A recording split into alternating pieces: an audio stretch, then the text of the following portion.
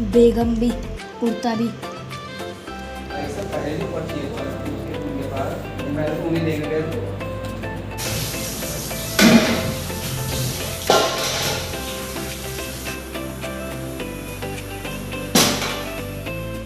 अस्सलाम वालेकुम, कैसे हैं आप सब। उम्मीद करती हूँ इंशाल्लाह आप सब खैरियत से होंगे। अल्हम्दुलिल्लाह हम भी सभी खैरियत से हैं।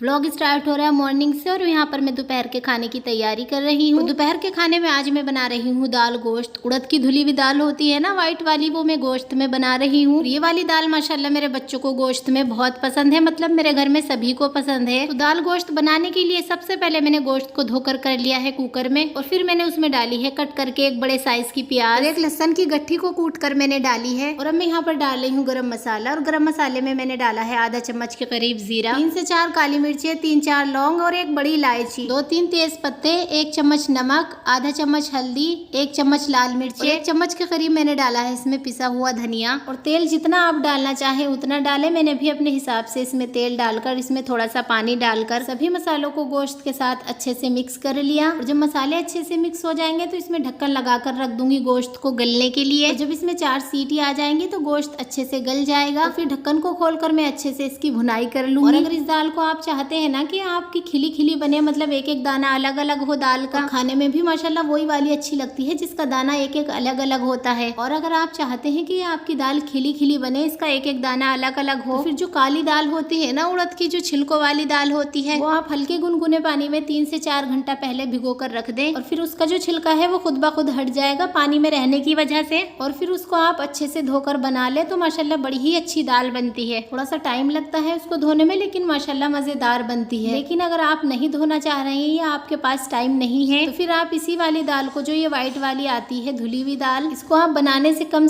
1 घंटा पहले भिगो कर रख दें। तो फिर भी इंशाल्लाह ये खिली खिली और मजेदार दाल बनेगी। तो मैंने भी दाल को, धुली हुई दाल को 1 घंटा पहले ही भिगो कर रख दिया था। यहाँ पर हमारे गोश्त में भी 4 सीटी आ चुकी है। जब तक गोश्त में सीटी आ रही थी तो तब तक मैंने हरी मिर्चें भी कट कर ली थी। तो गोश्त हमारा गल चुका है और अब मैं इसकी थोड़ी सी भुनाई करूंगी। और जब गोश्त अच्छे से भुन जाएगा तो मैं इसमें कटी हुई हरी मिर्चें डाल दूंगी। और गोश्त को 1-2 मिनट के लिए हरी मिर्चों के साथ पकने के बाद डाल दूंगी जो मैंने पहले से ही रखी हुई है भिगो कर। अच्छा, गोश्त में ना दाल डालने से पहले ही पानी नहीं डालना, क्योंकि अगर हम दाल डालने से पहले गोश्त में पानी डालते हैं ना तो फिर वो इतना अच्छा दाल में टेस्ट नहीं आता। तो आपने करना ये है कि पहले आप गोश्त के अंदर ही दाल डालें, उसको गोश्त के साथ अच्छे से मिक्स करें, 1-2 मिनट के लिए गोश्त के साथ दाल को पकने दें। देखें जैसे यहाँ पर मैंने गोश्त में पानी नहीं डाला, मैंने डायरेक्ट ही दाल डाली है। तो इससे ना जितने भी मसालों का फ्लेवर है, गोश्त का फ्लेवर है, वो दाल के अंदर आ जाएगा। और हम पानी में दाल डालते हैं ना तो फिर वो दाल हमारी पनियाली पनियाली सी बनती है। देखिए गोश्त में मैंने डायरेक्ट दाल डाली और इसको मैं अब अच्छे से मिक्स कर रही हूँ। और इसको अच्छे से मिक्स करने के बाद जब ये 2 या 3 मिनट के लिए गोश्त के साथ पक जाएगी तब मैं पानी डालूंगी। तो इससे जितना भी फ्लेवर मसालों का होगा, गोश्त का होगा, तो वो सब हमारी दाल में आ जाएगा। देखिए इसको मैंने 2 से 3 मिनट के लिए पकाया और अब मैं पानी डाल रही हूँ। और पानी डालने के बाद इसको थोड़ा सा चलाकर इसमें ढक्कन लगाकर रख दूंगी सीटियाँ आने के लिए। ये 2 सीटियों में हमारी जो दाल है बहुत अच्छी तैयार हो जाएगी, क्योंकि पहले से ही ये भीगी हुई थी तो इसमें ज्यादा सीटियाँ लगाने की जरूरत नहीं है। और जब 2 सीटियों के बाद मैं इसको खोलूंगी तो माशाल्लाह हमारा मजेदार सा दाल गोश्त तैयार होगा।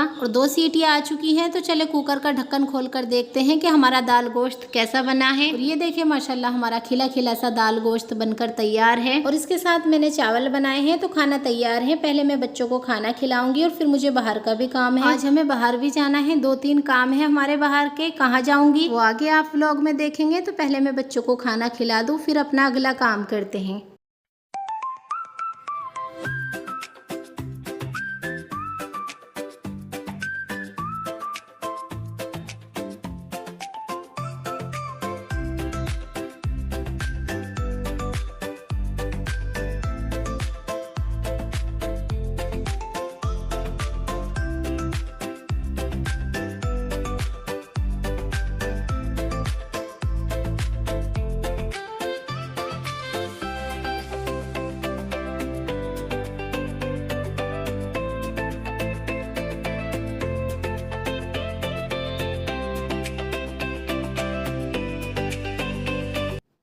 अच्छा, बच्चों को खाना खिलाने के बाद हम सब यानी मैं और मेरे बच्चे आ गए थे यहाँ पर पोस्ट ऑफिस, क्योंकि मेरी बेटी माशाल्लाह 6 साल की हो गई है, लेकिन उसका आधार कार्ड अभी तक नहीं बना था। और मेरे बेटों के तो बहुत जल्दी जल्दी बन गए थे, मतलब वो बिल्कुल छोटे छोटे से थे, तभी उनके अब्बू ने उनके बनवा दिए थे। लेकिन मेरी बच्ची का ना अभी तक नहीं बना था, तो बस वही बनवाने के लिए हम वहाँ पर गए थे। मेरे छोटे वाले बेटे का बुजुर्ग का भी आधार कार्ड अपडेट होना था। उसके आधार कार्ड की कहीं पे जरूरत पड़ती थी तो वो नहीं लगता था, क्योंकि वो अपडेट होना था। फिर पोस्ट ऑफिस से काम खत्म करने के बाद फिर हम गए गैस एजेंसी, और गैस एजेंसी का हमारा ये काम था कि जो हमारी गैस की बुक थी वो उनके नाम पर थी। अच्छा, कुछ दिनों तक तो हमें सिलेंडर मिला उसी बुक से जो उनके नाम पर थी हमारी, लेकिन कुछ दिनों के बाद फिर केवाईसी होनी थी। तो केवाईसी तो तभी होती जब फिर ये हुआ कि वो जो बुक थी हमारी गैस की वो अब उन्होंने मेरे नाम पे की है, और अब सिलेंडर हमें मिलेगा उस बुक से। तो बस जितना भी काम था, जो भी काम था बाहर का, वो खत्म करने के बाद हम आ गए थे घर पर। और घर पे आने के बाद मैंने बच्चों को मैक्रोनी बना कर दी, अपने लिए मैंने चाय बनाई, बच्चों ने मैक्रोनी खाई, मैंने चाय पी। और अब मैं आ गई हूँ फिर से किचन में। तो जो भी बर्तन दोपहर के धुले हुए थे, जो मैं बर्तन दोपहर धोकर गई थी दोपहर के खाने के, उन बर्तनों को रख दूंगी उनकी जगह पर, और जो अब बर्तन हुए हैं थोड़े से जो बच्चों ने मैक्रोनी खाई है, बर्तनों को भी धो दूंगी, और जो किचन की थोड़ी सी सफाई है वो करूंगी।